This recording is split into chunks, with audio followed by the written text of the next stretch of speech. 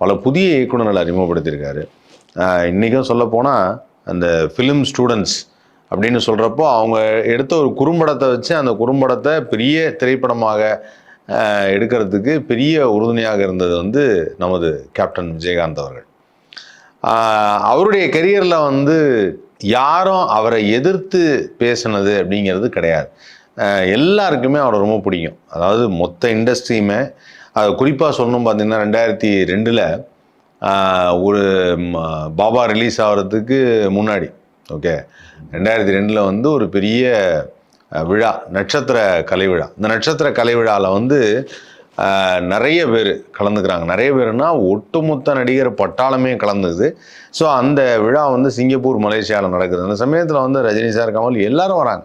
Kamal sir, Rajini சார்லாம் வரும்பொழுது Vijayakanth sir வந்து அவருக்கான மதிப்பு அது.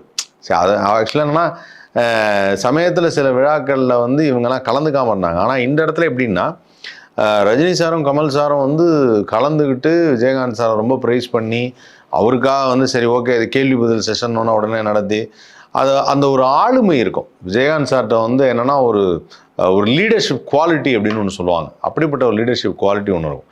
அந்த குவாலிட்டி வந்து அது தானாக அமையிறதுன்னு வச்சுக்கோங்களேன், தானாக அமையிற ஒரு விஷயம்.